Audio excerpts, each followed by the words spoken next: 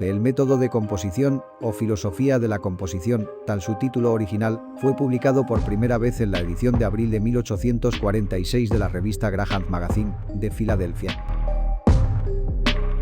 En este breve ensayo, Poe se propone establecer una teoría acerca del método de escritura que debería usar todo autor que pretenda, textualmente, escribir bien, tanto narrativa como poesía. Para ello relata el metódico proceso que lo llevó a escribir su obra entonces más famosa, el poema El Cuervo, en contraste con la creación espontánea, expuesta por Coleridge en la explicación de su Kubla Khan. El método de composición de Poe puede ser tanto una guía, como el principio que, a pesar de los años transcurridos, promueve una polémica que aún no parece haberse cerrado, con relación al oficio de escribir.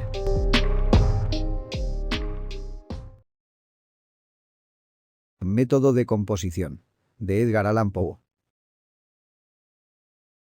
En una nota que en estos momentos tengo a la vista, Charles Dickens dice lo siguiente, refiriéndose a un análisis que efectué del mecanismo de Barnaby Rudge. Saben, dicho sea de paso, que Godwin escribió su Caleb Williams al revés. Comenzó enmarañando la materia del segundo libro y luego, para componer el primero, pensó en los medios de justificar todo lo que había hecho.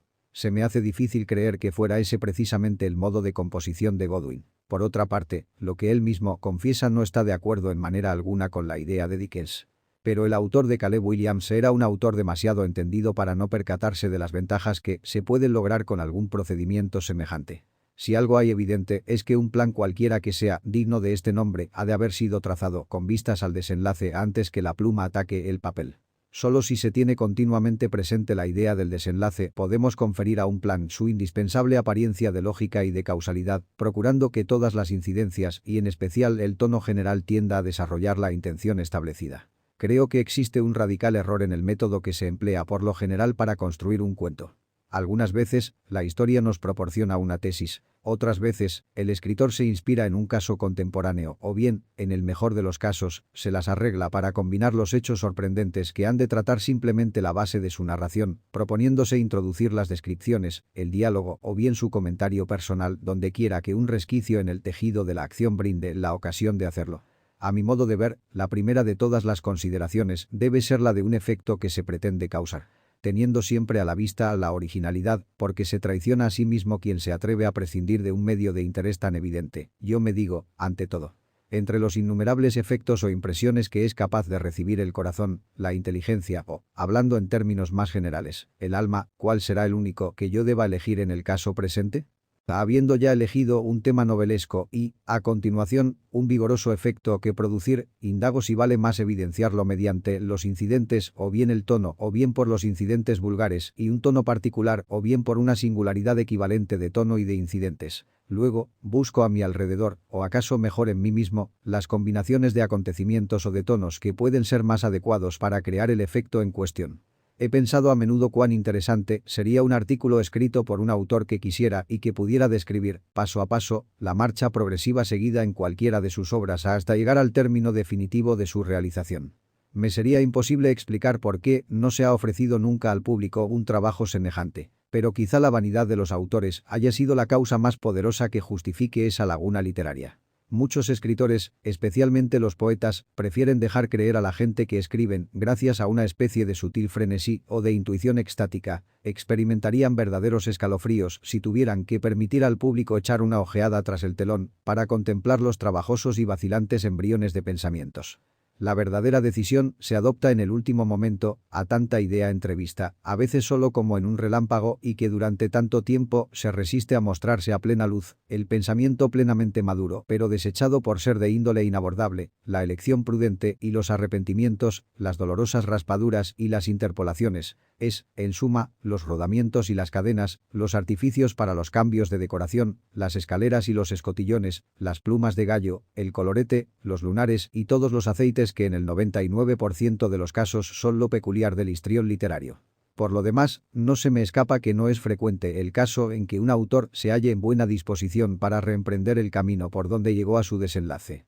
Generalmente, las ideas surgieron mezcladas, luego fueron seguidas y finalmente olvidadas de la misma manera. En cuanto a mí, no comparto la repugnancia de que acabo de hablar, ni encuentro la menor dificultad en recordar la marcha progresiva de todas mis composiciones. Puesto que el interés de este análisis o reconstrucción, que se ha considerado como un desideratum en literatura, es enteramente independiente de cualquier supuesto ideal en lo analizado, no se me podrá censurar que salte a las conveniencias si revelo aquí el modus operandi con que logré construir una de mis obras. Escojo para ello El Cuervo debido a que es la más conocida de todas. Consiste mi propósito en demostrar que ningún punto de la composición puede atribuirse a la intuición ni al azar, y que aquella avanzó hacia su terminación, paso a paso, con la misma exactitud y la lógica rigurosa propias de un problema matemático. Puesto que no responde directamente a la cuestión poética, prescindamos de la circunstancia, si lo prefieren, la necesidad, de que nació la intención de escribir un poema tal que satisficiera al propio tiempo el gusto popular y el gusto crítico. Mi análisis comienza, por tanto, a partir de esa intención. La consideración primordial fue esta: la dimensión. Si una obra literaria es demasiado extensa para ser leída en una sola sesión, debemos resignarnos a quedar privados del efecto, soberanamente decisivo, de la unidad de impresión, porque cuando son necesarias 2 sesiones se interponen entre ellas los asuntos del mundo, y todo lo que denominamos el conjunto o la totalidad queda destruido automáticamente. Pero, habida cuenta de que coeteris paribus, ningún poeta puede renunciar a todo lo que contribuye a servir su propósito, queda examinar si acaso hallaremos en la extensión alguna ventaja, cual fuere, que compense la pérdida de unidad aludida. Por el momento, respondo negativamente. Lo que solemos considerar un poema extenso en realidad no es más que una sucesión de poemas cortos, es decir, de efectos poéticos breves. Es inútil sostener que un poema no es tal, sino en cuanto eleva el alma y te reporta una excitación intensa. Por una necesidad psíquica, todas las excitaciones intensas son de corta duración.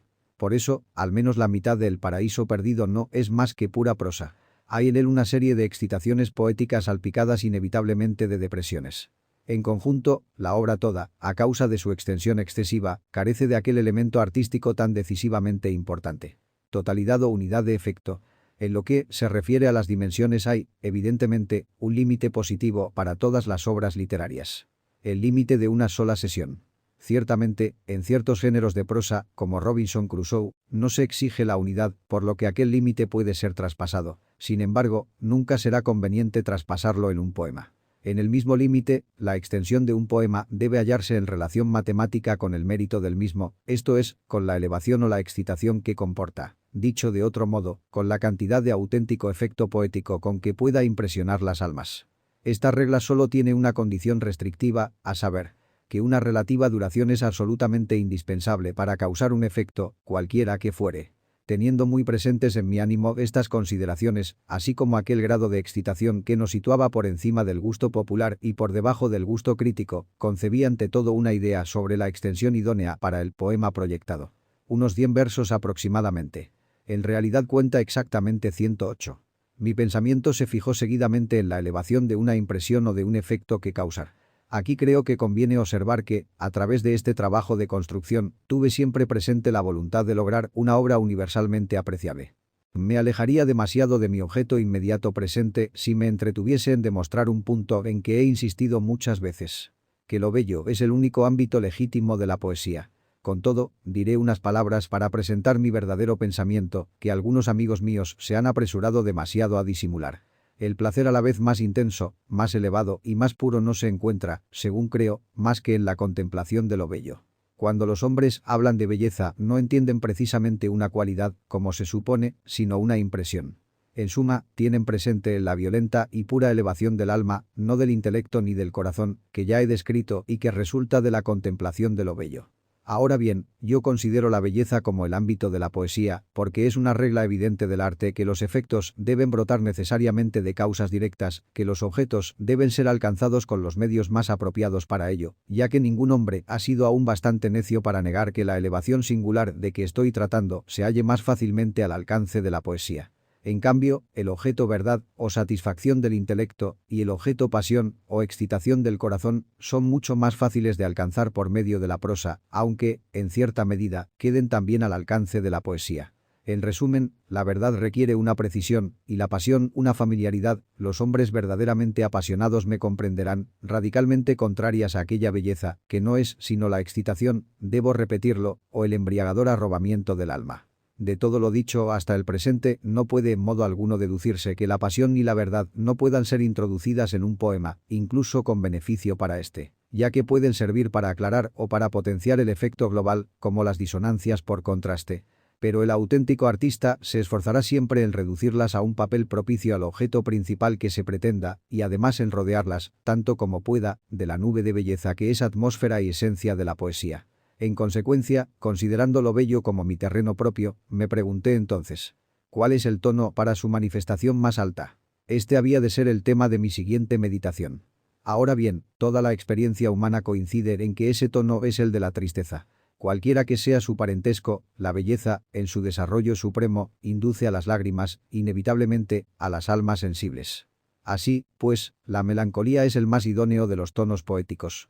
Una vez determinados así la dimensión, el terreno y el tono de mi trabajo, me dediqué a la busca de alguna curiosidad artística e incitante que pudiera actuar como clave en la construcción del poema.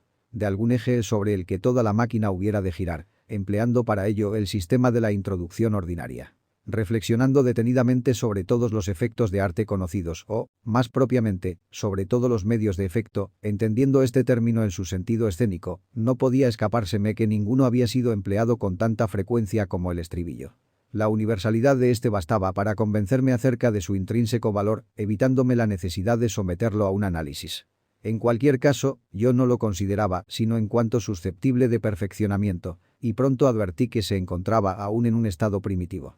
Tal como habitualmente se emplea, el estribillo no solo queda limitado a las composiciones líricas, sino que la fuerza de la impresión que debe causar depende del vigor de la monotonía en el sonido y en la idea. Solamente se logra el placer mediante la sensación de identidad o de repetición. Entonces yo resolví variar el efecto, con el fin de acrecentarlo, permaneciendo en general fiel a la monotonía del sonido, pero alterando continuamente el de la idea. Es decir, me propuse causar una serie continua de efectos nuevos con una serie de variadas aplicaciones del estribillo, dejando que éste fuese casi siempre parecido. Habiendo ya fijado estos puntos, me preocupé por la naturaleza de mi estribillo. Puesto que su aplicación tenía que ser variada con frecuencia, era evidente que el estribillo en cuestión había de ser breve, pues hubiera sido una dificultad insuperable variar frecuentemente las aplicaciones de una frase un poco extensa. Por supuesto, la facilidad de variación estaría proporcionada a la brevedad de una frase. Ello me condujo seguidamente a adoptar como estribillo ideal una única palabra. Entonces me absorbió la cuestión sobre el carácter de aquella palabra. Habiendo decidido que habría un estribillo, la división del poema en estancias resultaba un corolario necesario, pues el estribillo constituye la conclusión de cada estrofa. No admitía duda para mí que semejante conclusión o término, para poseer fuerza, debía ser necesariamente sonora y susceptible de un énfasis prolongado. Aquellas consideraciones me condujeron inevitablemente a la O larga, que es la vocal más sonora, asociada a la R, porque esta es la consonante más vigorosa. Ya tenía bien determinado el sonido del estribillo.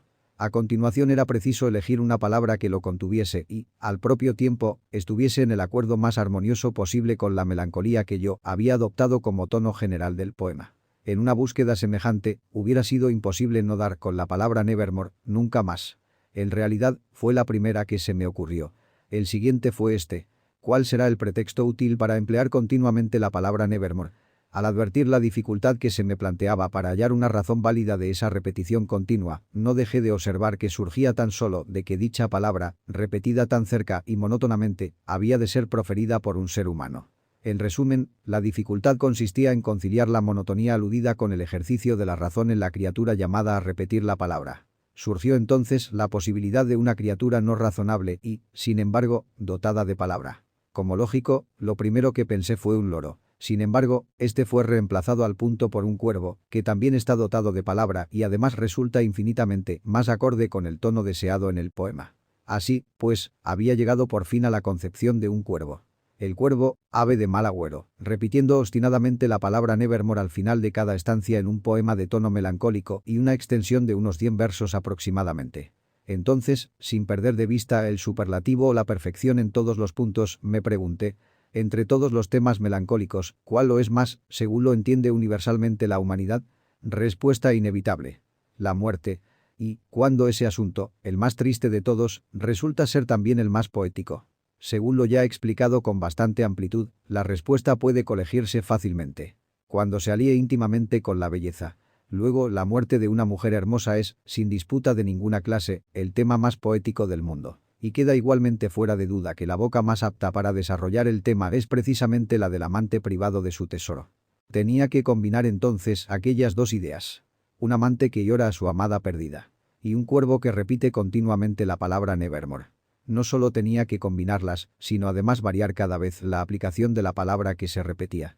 Pero el único medio posible para semejante combinación consistía en imaginar un cuervo que aplicase la palabra para responder a las preguntas del amante. Entonces me percaté de la facilidad que se me ofrecía para el efecto de que mi poema había de depender. Es decir, el efecto que debía producirse mediante la variedad en la aplicación del estribillo. Comprendí que podía hacer formular la primera pregunta por el amante, a la que respondería el cuervo. Nevermore. Que de esta primera pregunta podía hacer una especie de lugar común, de la segunda algo menos común, de la tercera algo menos común todavía, y así sucesivamente, hasta que por último el amante, arrancado de su indolencia por la índole melancólica de la palabra, su frecuente repetición y la fama siniestra del pájaro, se encontrase presa de una agitación supersticiosa y lanzase locamente preguntas del todo diversas, pero apasionadamente interesantes para su corazón. Unas preguntas donde se diesen a medias la superstición y la singular desesperación que haya un placer en su propia tortura, no solo por creer el amante en la índole profética o diabólica del ave, que, según le demuestra la razón, no hace más que repetir algo aprendido mecánicamente, sino por experimentar un placer inusitado al formularlas de aquel modo, recibiendo en el Nevermore siempre esperado una herida reincidente, tanto más deliciosa por insoportable. Viendo semejante facilidad que se me ofrecía o, mejor dicho, que se me imponía en el transcurso de mi trabajo, decidí primero la pregunta final, la pregunta definitiva, para la que el Nevermore sería la última respuesta, a su vez.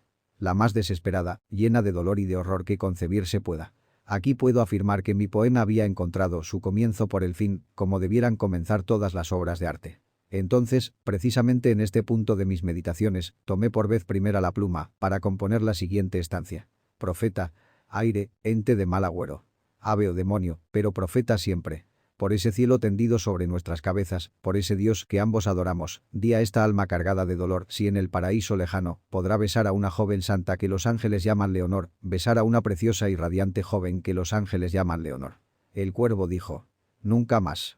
Solo entonces escribí esta estancia. Primero, para fijar el grado supremo y poder de este modo, más fácilmente, variar y graduar, según su gravedad y su importancia, las preguntas anteriores del amante. Y el segundo término, para decidir definitivamente el ritmo, el metro, la extensión y la disposición general de la estrofa, así como graduar las que debieran anteceder, de modo que ninguna aventajase a esta en su efecto rítmico. Si, en el trabajo de composición que debía subseguir, yo hubiera sido tan imprudente como para escribir estancias más vigorosas, me hubiera dedicado a debilitarlas, conscientemente y sin ninguna vacilación, de modo que no contrarrestasen el efecto de crescendo.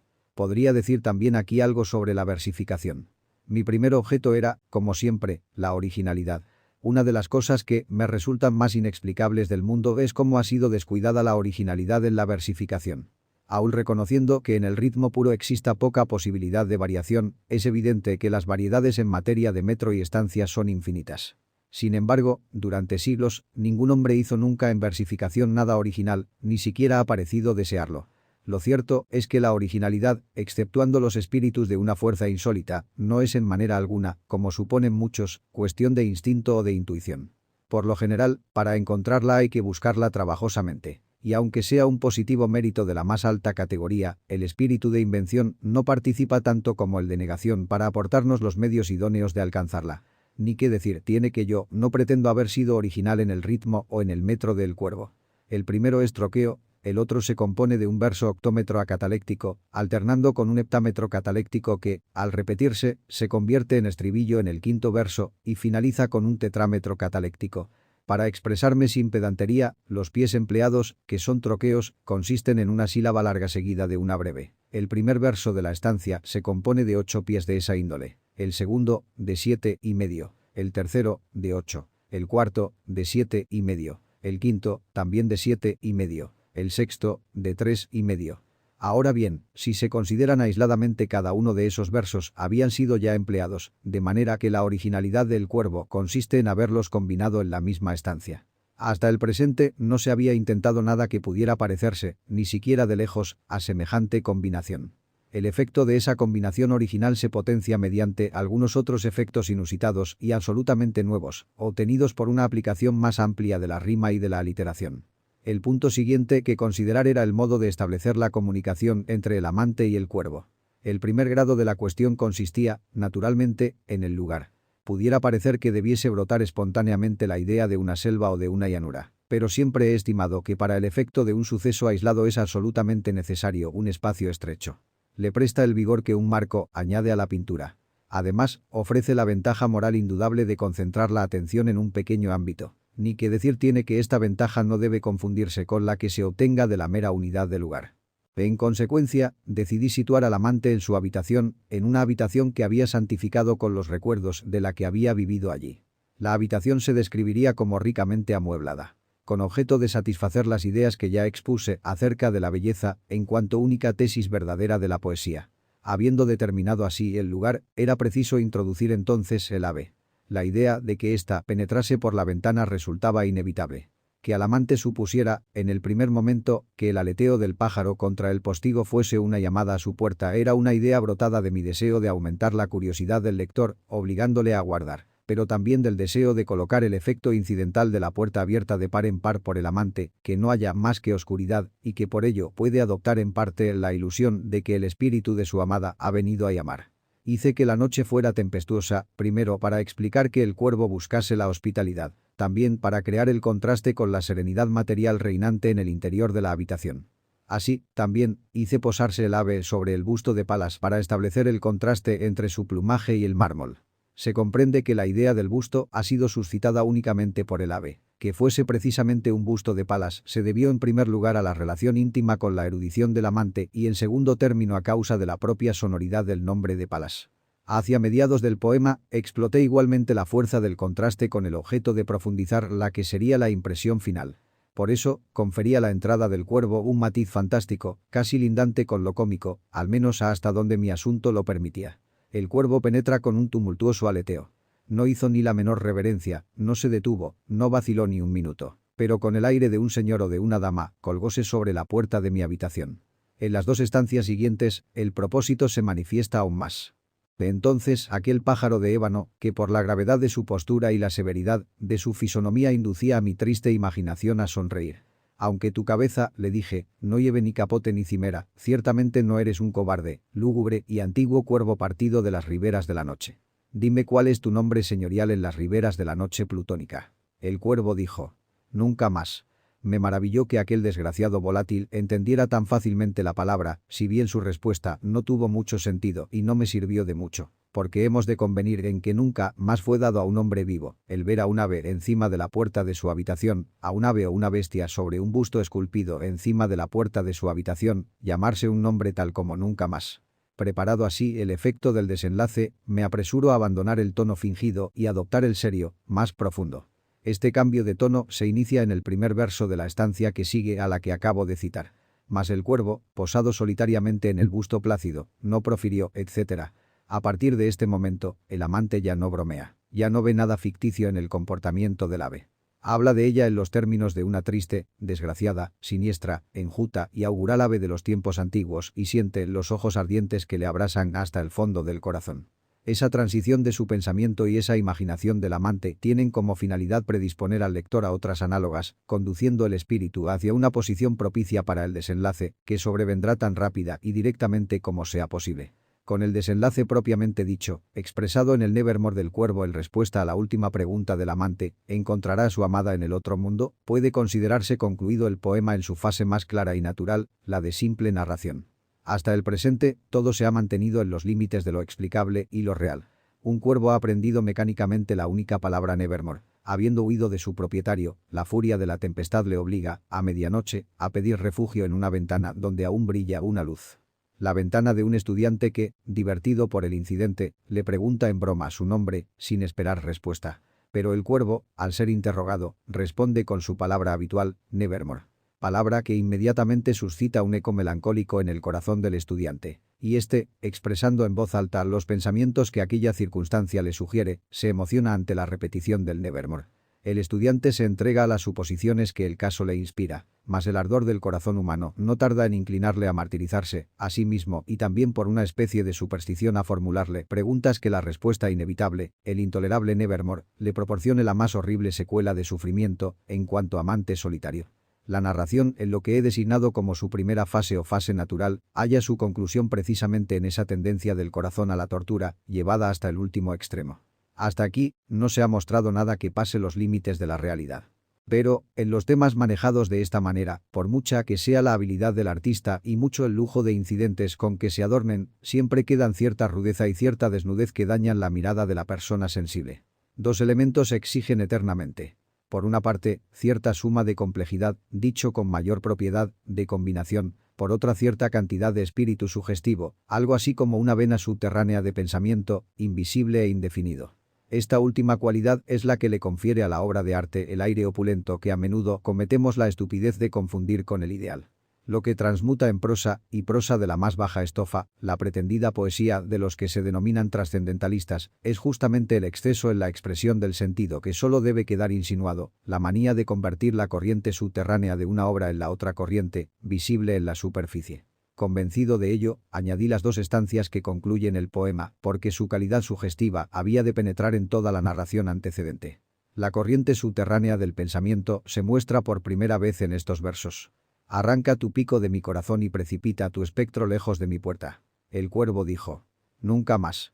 Quiero subrayar que la expresión de mi corazón encierra la primera expresión poética. Estas palabras, con la correspondiente respuesta, nevermore, disponen el espíritu a buscar un sentido moral en toda la narración que se ha desarrollado anteriormente.